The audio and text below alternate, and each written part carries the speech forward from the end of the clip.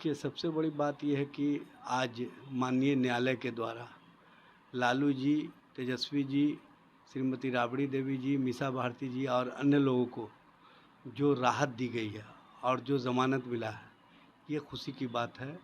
और बिहार के एक-एक आवाम में खुशी है।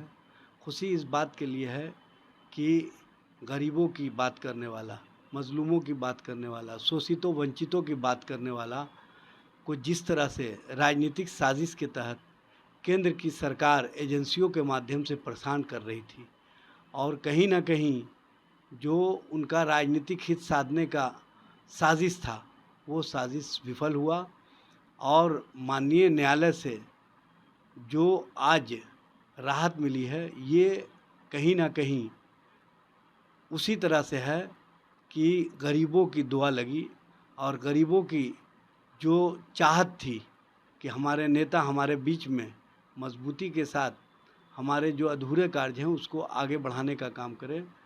हम समझते हैं कि आज के ज़मानत के बाद जो तेजस्वी जी युवाओं के रोज़गार के प्रति, युवाओं के बेहतरी के प्रति, युवाओं के भविष्य के प्रति जो काम कर रहे हैं, उस काम में और तेज़ी आएगी। साथ ही साथ जातीय गणना के माध्यम से जो पिछड़े हैं, शोषित हैं, वंचित हैं, कमेरे वर्ग के लोग हैं, झोपड़ियों में रहने वाले हैं, जो गरीब हैं, जिनको कोई पूछने वाला नहीं है, उनके लिए योजना आकार बनाने में और उनको समाज के बेहतरी में आगे लाने के लिए जो सोच महागठबंधन की सरकार की है, उसको मजबूती प्रदान करने में तेजस्वी जी की महती भूमिका होगी।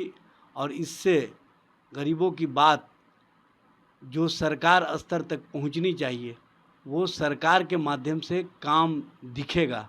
ये स्पष्ट रूप से आज का संदेश है उनके ज़मानत मिलने के बाद।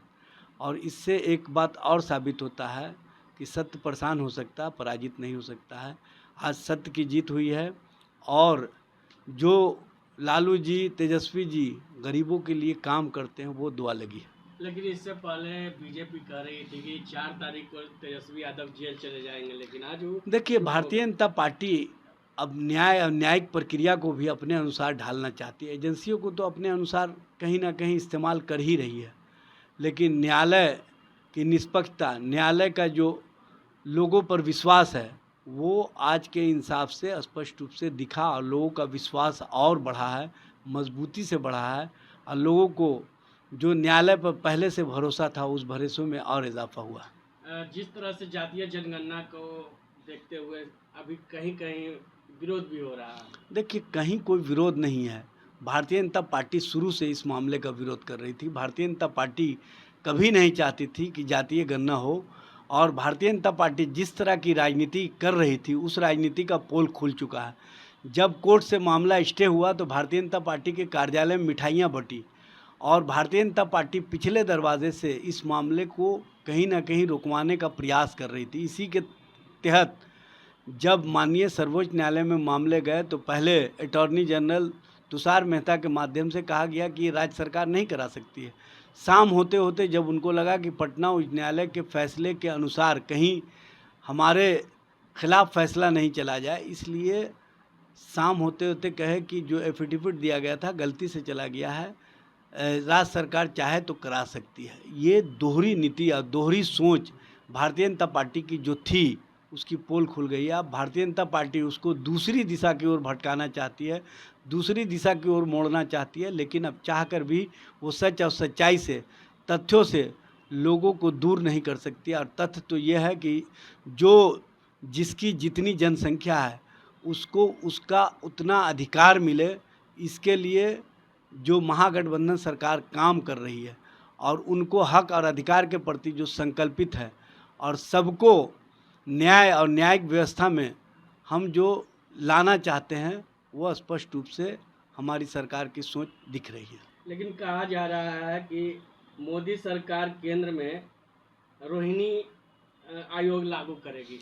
देखिए, नरेंद्र मोदी कभी भी पिछड़ों और अति पिछड़ों और समाज के वंचित वर्ग के लिए काम नहीं कर सकते, क्योंकि आरएसएस का जो विचारधारा है, आरएसएस की जो सोच है बंच ऑफ थर्ड में, उसमें है गरीबों, शोषितों, वंचितों, पिछड़ों, अति पिछड़ों को उसको हक और अधिकार नहीं देना और हक और अधिकार नहीं मिले, इसके लिए किस तरह से साजिश रचना है, ये साजिश भारतीय जनता पार्टी करती रही है और ये दिखता भी है।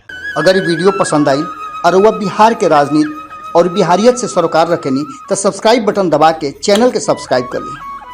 ओजे एगो घंटी बा, ओकरा बटन दबा देला से कुल सटीक और मारक खबर रुआ मुफ्त में मिल जाई। अगर रुआ पत्रकारिता के हमनी के नया प्रयोग में सहयोग कर चाहतानी तो ज्वाइन बटन दबा दी। पेटीएम नंबर नोट कर ली 9386816700। धन्यवाद।